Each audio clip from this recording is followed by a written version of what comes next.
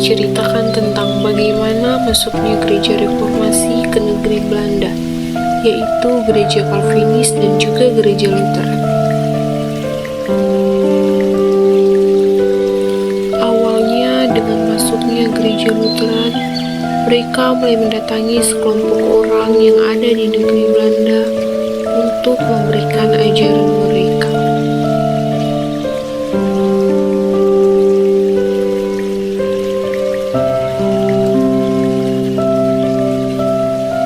Namun dalam pemberian ajaran tersebut mereka ditolak. Ajaran mereka tidak diterima dengan alasan bahwa ajaran yang mereka sampaikan sama dengan apa yang telah orang-orang itu lakukan.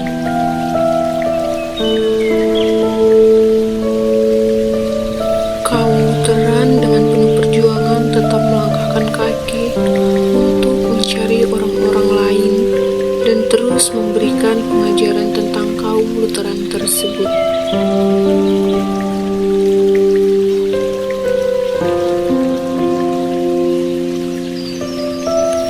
Mereka tidak putus asa dan terus berusaha untuk mendatangi kelompok yang lain agar mereka diterima.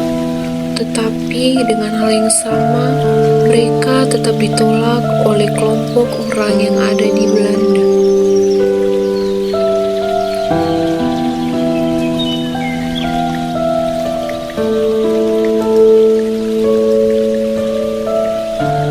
Pada akhirnya, kaum Lutheran dipanggil oleh Karel selaku kepala negara pada saat itu.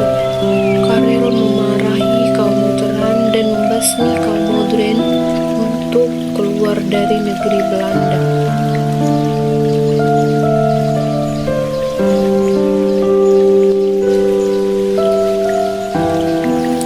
Setelah kaum Lutheran ditindas oleh pemerintahan Belanda,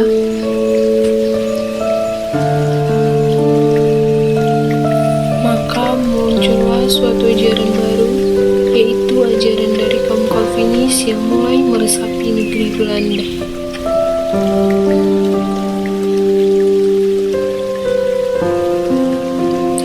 Ajaran Calvinis yang mulai meresapi negeri Belanda itu melakukan ibadah-ibadah di goa dan juga di hutan.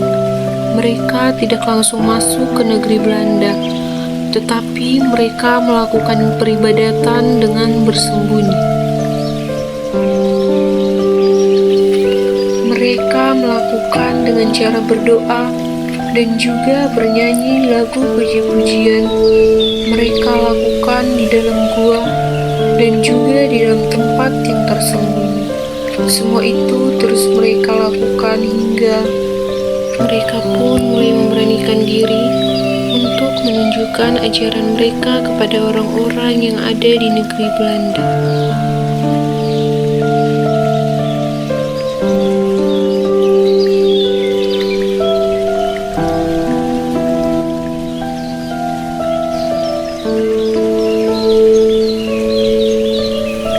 Satu persatu orang-orang mulai didatangi oleh kaum Calvinis.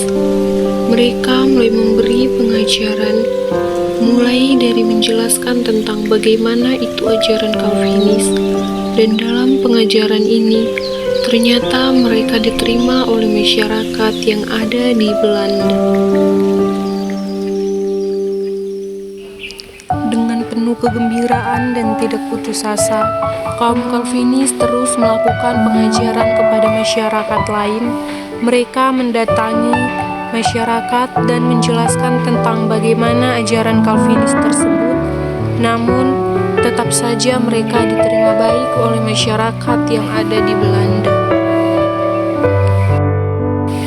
Akhirnya, kaum Calvinis atau ajaran Calvinis menjadi pusat sejarah di Belanda, karena mereka dapat berkembang dengan baik di negeri tersebut. Hingga sekarang, kaum Calvinis menjadi pusat sejarah di Belanda.